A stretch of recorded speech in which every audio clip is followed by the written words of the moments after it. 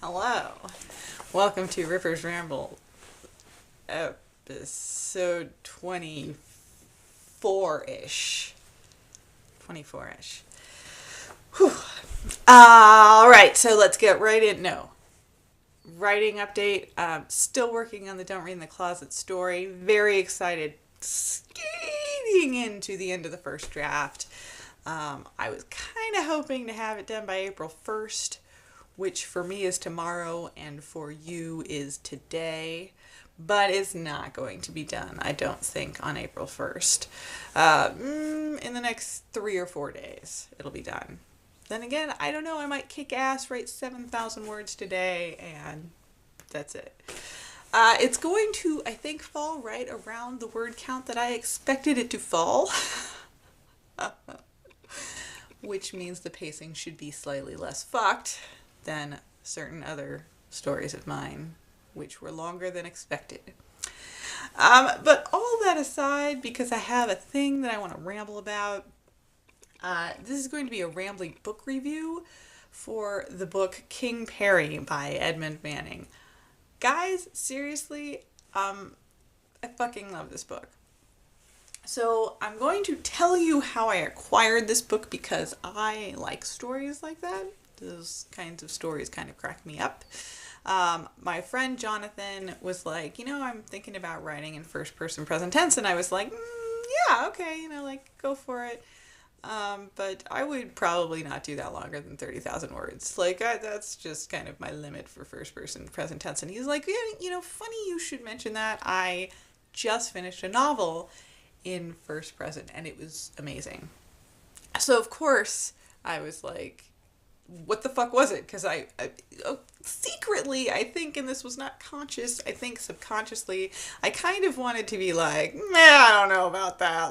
I'm going to prove you wrong. Let me at this book so that I can decide that you are incorrect. And very rarely does someone pull off first person present tense for a whole book. So that may have been a subconscious driving factor there.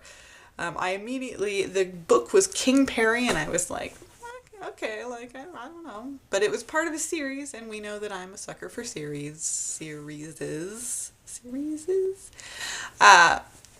So I went to the Amazon page and downloaded the sample to my little device and, really walked away. Didn't pay any attention, didn't open it, there's a slight delay. And in that slight delay, I moved on with my life because I kind of have to. Very busy. So then I don't know. I think that I'd been reading a couple of writing books, and so I finished reading writing books and I was done and I wanted some fiction. So I just happened to see the sample on my device, which is my phone. And I went, I'll check out a page or two. I don't know if I'm in the mood for this. I didn't know what it was because I don't really read book descriptions. I just was like, I don't know. So I started reading, and the first page of this book is an invitation from one of the main characters to the other main character to go away for the weekend and have an adventure. And basically, I was pretty well hooked at that moment. But then you step into the story world, and you are in an art gallery in the Castro, and the main character is reflecting on sort of the role the Castro has in gay community and how people who are not of the Castro kind of go there and they try to walk around projecting that they belong. And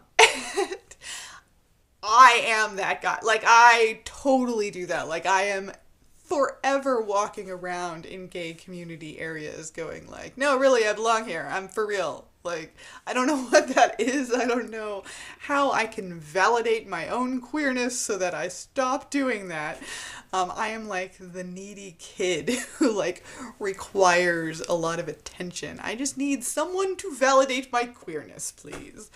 And that is, I bought the book off of that exact line because that's so perfectly echoes my experience. And that's rare is kind of, is there a word that is stronger than rare? this maybe has never happened in a book about this particular feature of my personality.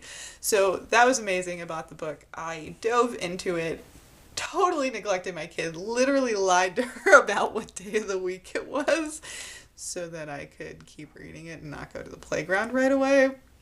And I'm not proud of that because, you know, she's 3.5. She doesn't actually understand the days of the week, but she's trying really hard.